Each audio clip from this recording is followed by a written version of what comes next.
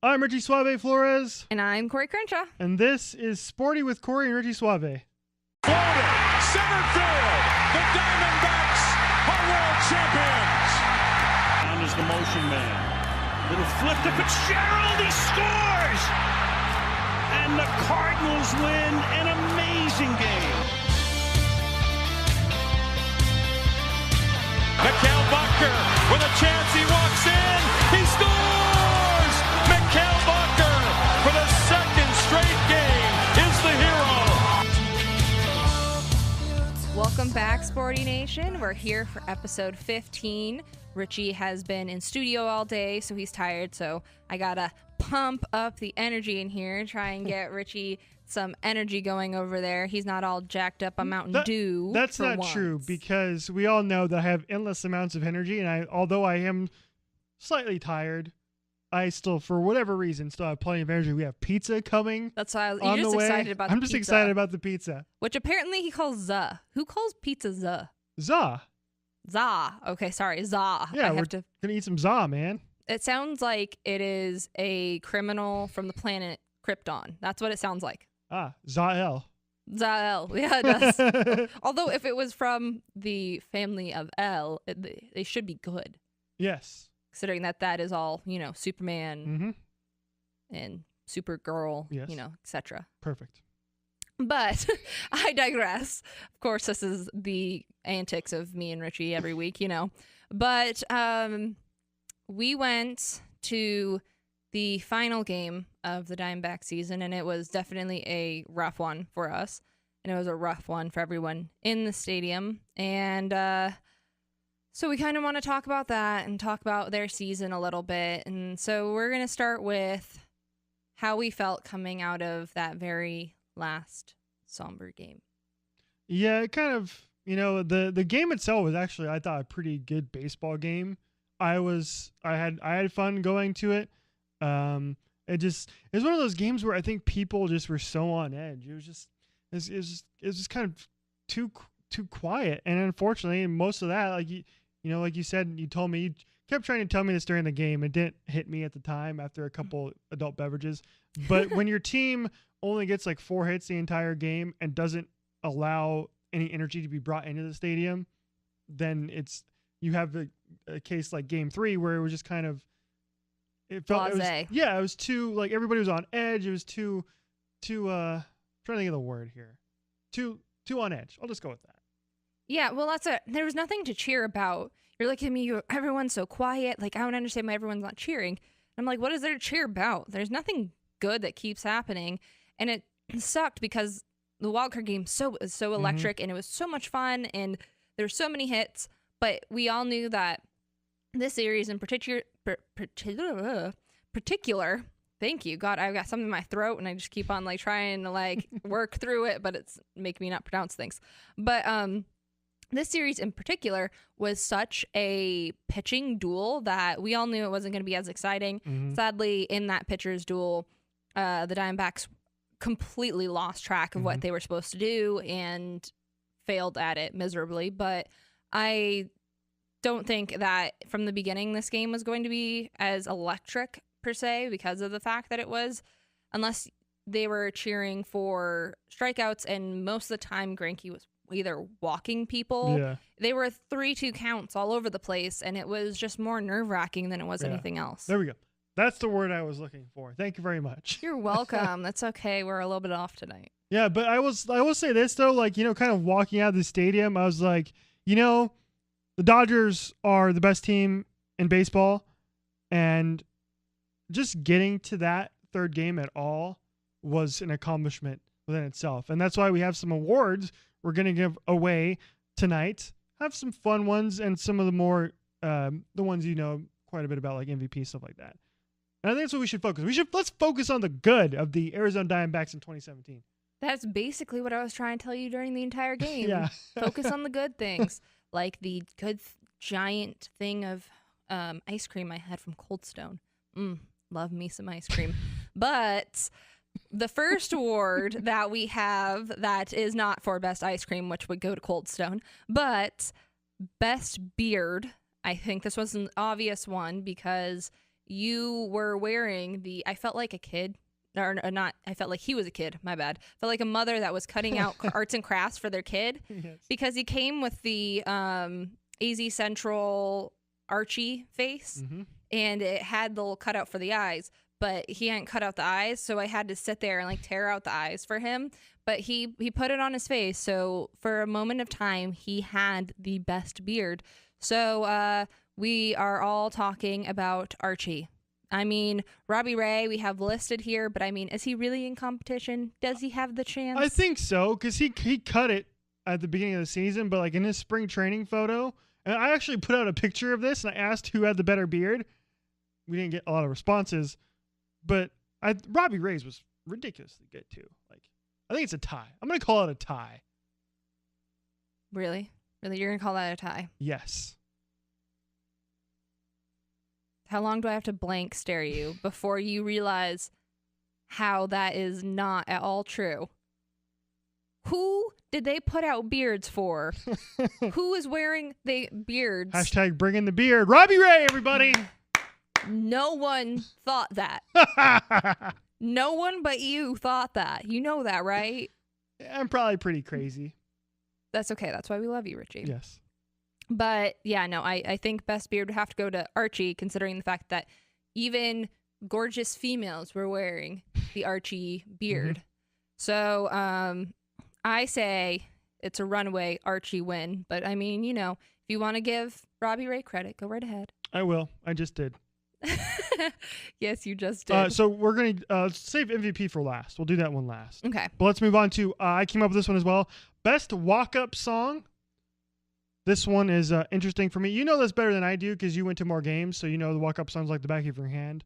But my pick was easy, but he only used it one time, which was during Game 3 of the Division Series. So I'll let you go first, and then I'll have my pick. Well, I have two different ones. You can't pick two? Well, I have two different reasons. Okay, one of them was Daniel Descalso's Tell Me When to Go.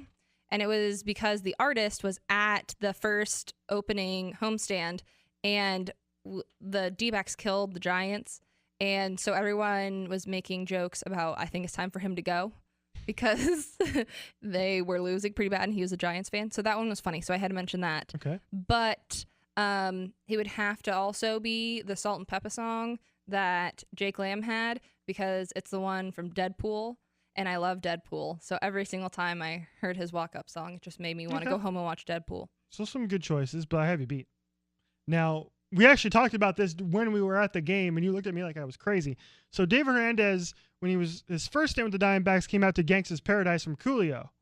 He didn't do it when he returned at the tail end of this season, but he brought it back during the Division Series. And to me, that is the best one, hands down. The only reason I like it is because of what I was singing when he was coming out to Gangsta's Paradise. Can you please clue the Sporty Nation in on what song I was actually singing and not Gangsta's Paradise? Okay, so Sporty Nation, I have a giant PSA that I need you guys to please help me in helping Richie, because Richie needs help. When Gangsta's Paradise came out, which is a wonderful song and should be celebrated, so much so that I told Richie, I go, they should let this song keep on playing. It should be like basketball, to where it keeps playing as it's going, because I missed Gangsta's Paradise after it was over. However, I couldn't hear some of it because it apparently reminds him of the Weird Al version, Amish Paradise, and he was singing Amish Paradise over the top. Amish Paradise. Yes, someone please help Richie. That's my PSA that I'm putting into this show. Please help him know all the words of Gangsta's Paradise, so next time I'm in this situation, it's not Amish Paradise. All right, let's do two quick ones here. Let's do best moment. Quickly, what was your favorite moment of the season? It would probably be when Archie was going off the field and he had said that this is our house and screamed it, because you know, Dodger fans love to say that they own series, that they own Chase Field as much as we do, which is complete and utter bullshit. My favorite moment was the D-backs bobsledding competition that they had with the Chicago Cubs right during the rain delay. Definitely. I loved that. That was my favorite moment of the season, because like JD's 4-homer game and Archie's wild card triple, those were too easy. So bobsled, Archie's This Is Our House for best moment. Let's do MVP. Is it Goldie? Part of me wants to say JD. That's a great pick. Yeah. I know it's like everyone's going to want me to say Goldie, so that's why I'm like, I was hesitant to say it because people are going to start ripping on me because it's MV Paul. No, yeah, you're not wrong with JD at all. I would say JD. Okay, yeah. So I'm going to go with, I got to go Archie Bradley. Dang, that's a pretty good pick. So, I like it. Yeah, I kind of mentioned this, beforehand, which is Zach Greinke and Robbie Ray, to me, weren't like the top Cy Young contenders for most of the season. It was Archie Bradley because he was the best reliever in all of baseball, and it's unfortunate that he just wasn't the closer. But first, let's take a jaunt into Cori's Corner. All right, so this week for my Cori's Corner, I would like, as much as I would like to have everyone, get on Richie about Gangsta's Paradise again, I have to rally everyone around for JD Martinez. We really need him back this next year, and it's definitely going to be interesting money-wise for the team. So please show as much support as you possibly can to try and get him back next year. He was such a key player on this team, and I didn't think that he was going to want to come here after he came from Detroit, which was like what he thought was his home and place that he wanted to stay. And he loves it here. So the fact that he loves it here, he brings a great vibe. He has been an amazing hitter this entire time he's been here. He leads in home runs. Please, fans, do whatever you can to get him back next year because we need him on this team. So that is my Cori's Corner for this week, and we'll be going on to our second segment. So we don't really have a lot of time to get into JD Martinez completely this time around, but we're saving it for next week. So check out episode 16. Next week we'll get into drive. The next episode can drive. We'll get into JD Martinez then. But first, we have more important things to talk about, which is the 0-3-1 Arizona Coyotes as we tape on Friday. Still looking for their first win of the season. Very, very surprising, blowing a couple leads along the way and losing 2 consecutive games to an expansion team. Rick Tocchet era, not off to a great start. So, Cori, what the hell is wrong with this freaking hockey team? Well, as I had said in our last episode, defense, goaltending. Bad, and more bad. I don't even know how I can say that in the nicest way. But yeah, it's just having a lot of problems right now. Ronta can't stay healthy for anything. And even when he is healthy, he's still not performing at his best, which then brings in Louis Domingue. And after Smith left, it was supposed to be that, Domingue was going to be that backup that everyone wanted him to be before, but he's still falling into bad habits. He's still falling into Mike Smith's, 5-hole deep black pit of sorrow.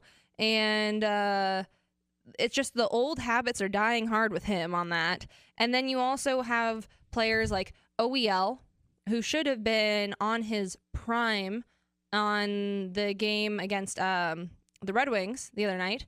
And he didn't even notice that there was someone literally coming up behind him to score a goal. Henrik Zetterberg. Yep. So the fact that there's no puck control, there's no puck awareness, there's also not the ability to stop a puck from literally going through your legs or just underneath your glove.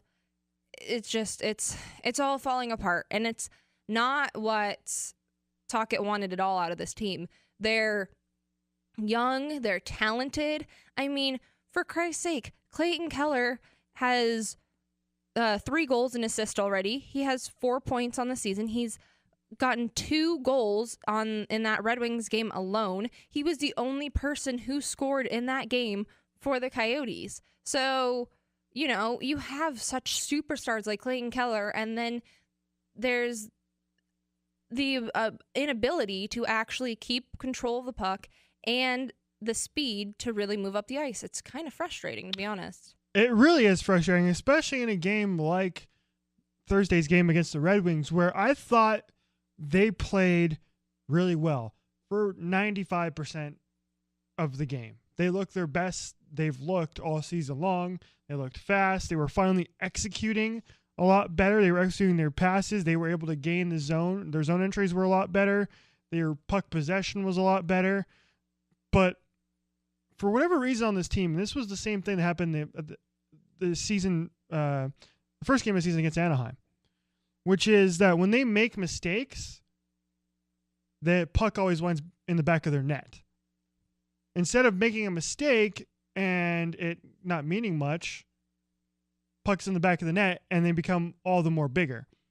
So if you just clean up those mistakes and maybe get a little bit more luckier, then maybe you're talking about a team who's, 2-2, 3-1, something like that. Especially when in those first couple of games they blew leads, against Vegas and Anaheim. Well, that's one of their biggest problems is they can't seem to get through that third period without getting scored on. Went into that third period against the Red Wings, it was tied 2-2, and then it ended up being 4-2 at the very end. It's you can't get through those third periods, and I don't know if it's particularly an endurance thing or if it's just the fact that they can't get through it mentally and are falling apart. But I mean, I had so much hope for this team, and I had said that I was worried defensively and goaltending wise about this team, but I just feel like they could be so much better, and that what Tocchet has planned for them is so much better. I knew that they probably were going to come off to a bad start in Vegas just because of the fact that it was such an emotionally charged game, and we would love to put our hats off to Vegas on such a beautiful way to commemorate those who were lost and really honor everyone, and it was beautiful. So I would really love to give them a shout out because that was amazing. And we all knew that probably was going to be rough for them to come out after all of that. And it was. I won't even talk about that score. I drove to the gym and saw the score and was like, ooh. But I was listening to it on the way to the gym, so like I knew what was going on. But when you actually see the number, it affects you a little bit more than when you hear it. I didn't get a chance to watch that game because I was out for dinner, and I just saw that it kept getting the score updates, and I was like, this can't be right. What's going on here? But what I did see though is that Tobias Rieder was the only one of the two people to score in that game. And that's, to me, that's the biggest key here, honestly, is that they got to figure out a way to keep giving Toby the puck. He has 2 goals and 1 assist. He's third on the team in points. He had the team leading goals until Clayton Keller showed up and decided to put 2 goals on the Detroit Red Wings. So that's what you got to do. If you get Toby the puck, you will succeed. Well, I'm still mad that he's not leading the team in goals. Well, he's also third in points because Clayton Keller and Max Domi are above him. Yes. And but he's with them in plus minus. They're all -2, which is not good. But I mean, we all know that you have a deep, deep love for Toby. And I would like to ask you, Sporty Nation, if you're still watching, still with us, please let Richie know if he should start a fan account for Toby, because he has such a deep love that we all know that you guys really want to see the love Richie has for Toby in an account that you can follow. Don't they already each get day. that enough on my account as it is on my personal account? But this would give you an outlet. This would give you an outlet to daily I already do spread that. your love. I do that already. Well, what about the people on your account that don't want to see Toby stuff? Well, I'm sorry. Oh, that was so much more polite than I thought that was going to be. Just look at a picture of Tobias Rieder. He's never not smiling. He makes me happy. I think he makes everyone happy. That's why always on the Coyotes Snapchat, it's always him smiling. Like the man is always smiling. I'm surprised that he doesn't get hit in the face more often because he's like teeth out all the time.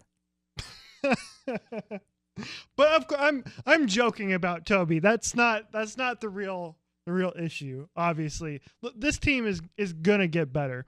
I think get back a little bit more serious for just a moment on this show because we never are serious on this freaking show.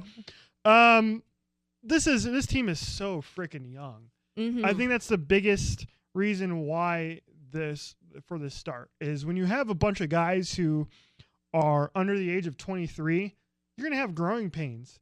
A lot of these guys, 3 years or less in the NHL, they still have a lot to learn about this sport and how to win hockey games. And I think once they start winning will breed winning. Luck will bring luck. And I think we'll see this team start to turn. Because remember, we're only, 4 games in the season? We still have 78 games left in the regular season for this team to get better. So there's a lot of people panicking right now about this team.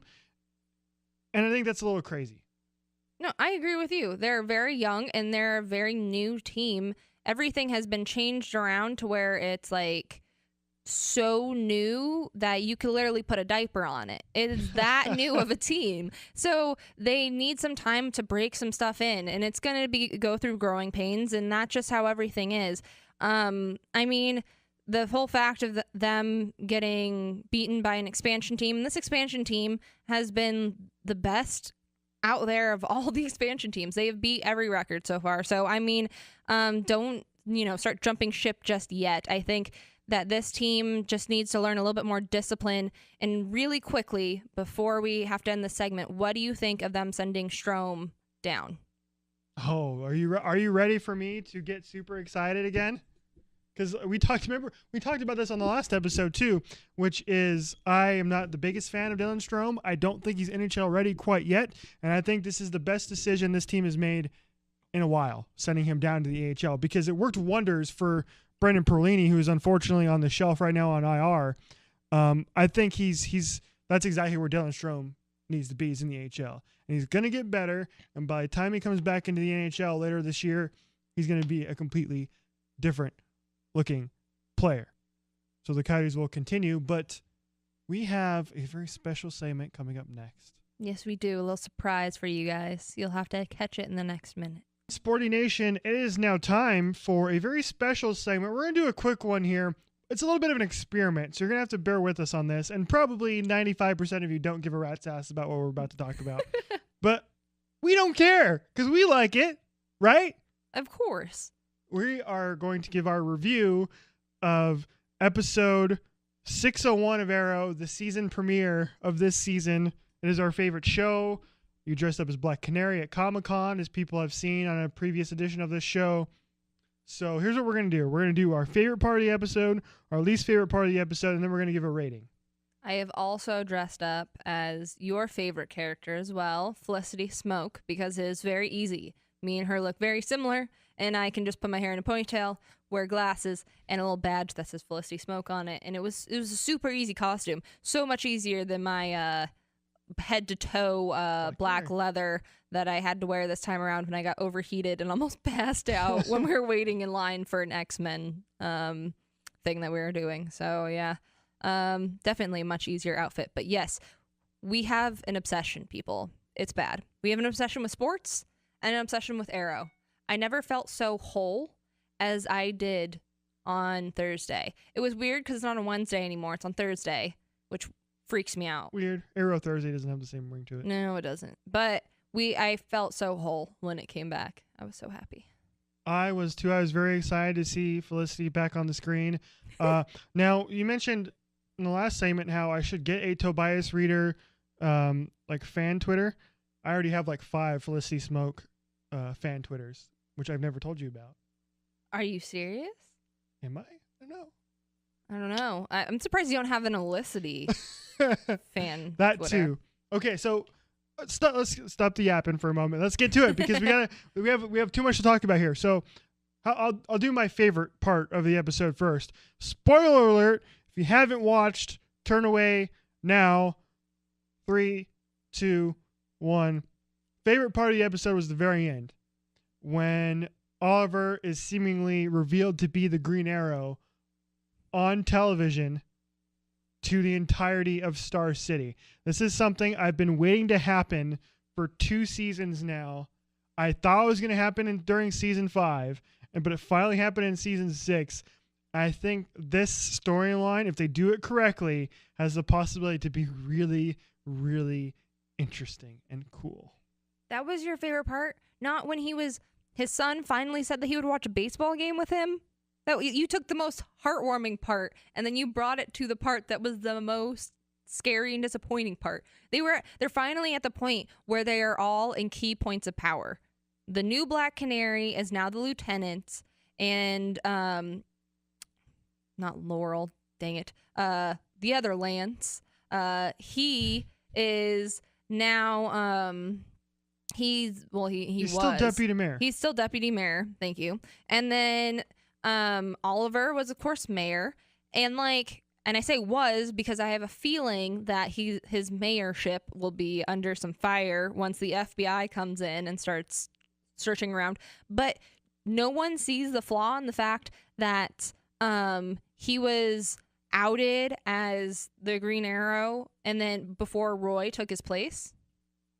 Yeah, but they try to wipe that under the rug. People, that's the thing. It definitely has a little bit of a plot hole, but I don't care. I think that they can't swipe this under the rug anymore. He can't try and come up with an excuse. Well, that's the thing, because last time he had said oh no, it's not me, and they found out that it was Roy, quote unquote.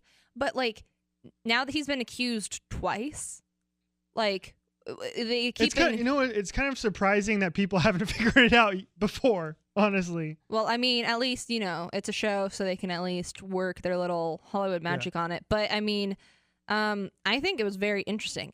It brought up a lot of different points, in the fact that Diggle has injured his pectoral muscle there, and so now he can't actually hold a gun without it shaking. That's going to be interesting going on, because he's literally in all of these symbols that people give of the original 3, is a gun for Diggle, a computer for Felicity, and an arrow for Oliver. So the fact that Diggle's not going to be able to fire his weapon, at least for a little while, and he's not telling anyone about it, is very interesting. And the funny part is the one thing that you currently enjoyed the most was actually the thing that I cringed the most when watching, which is Siren. Oh, you don't New Laurel. I really liked the fact that when Laurel died, because everyone was always telling me that Laurel was this the most annoying character. She was very annoying for a very long time. But she finally redeemed herself. And once she finally became a likable character that everyone could appreciate, they killed her off. But then they made a statue of her, and she had a good name and all of that stuff. After all of that, now they are going to bring Earth to Laurel, which no one will understand is Earth to Laurel, and as soon as it comes out, it's going to destroy her name. Just because she's blonder does not mean that people aren't going to put 2 and 2 together and know that that's Laurel, and it's going to completely destroy Black Canary's name. First of all, Katie Cassidy as a villain is about 9 million times better than she ever was as a hero. You serious? You don't think she's too corny? I love Black Siren. She is so easy to hate. It's just awesome. I loved it. But you haven't gotten to your favorite part of the episode yet. I did. My favorite part was when Oliver's son finally told him that he would watch a baseball game with him.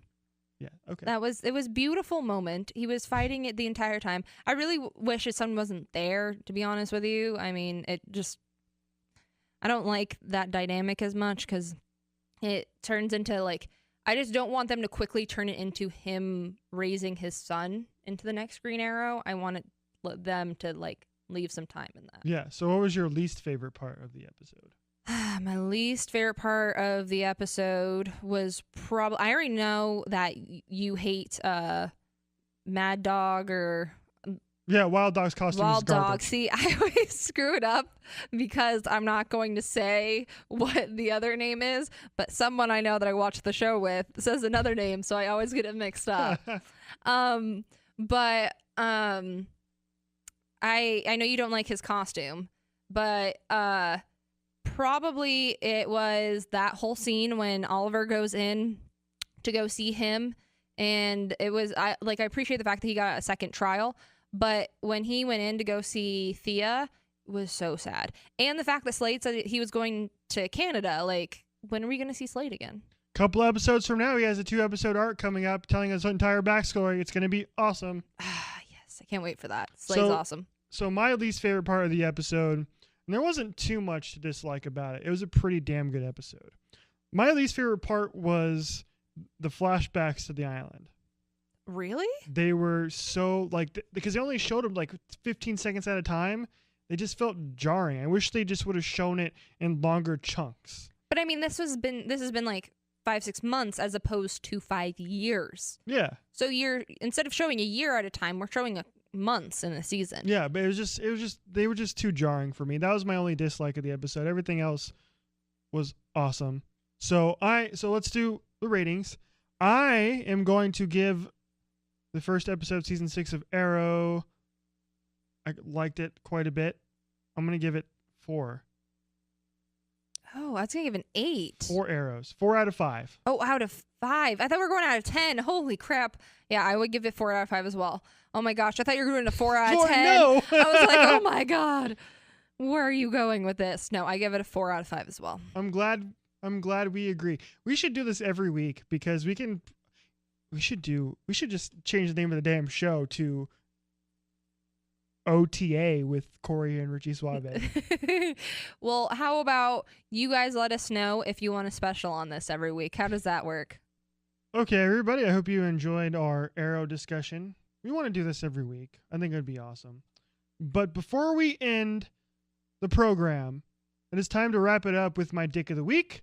And this week, it goes out to the terrible, awful, no good, dirty, rotten United States men's national soccer team, because for the first time since 1986, they will not be playing in the World Cup, which just so happens to be in Russia in 2018. They lost to, are you ready for this, Sporty Nation, in case you didn't already know, Trinidad and Tobago in a soccer match. Trinidad and Tobago's population is the same. Actually, no, it's less than the city of Phoenix. An entire country of 300 million people lost to a country with a population of a large city. What they did in not qualifying for the World Cup is disgraceful. So, United States men's national soccer team, you are my Dick of the Week. Thank you so much for watching this episode of Sporty with Cori and Richie Suave. We'll talk to you again next week. Good night and good hockey, everybody.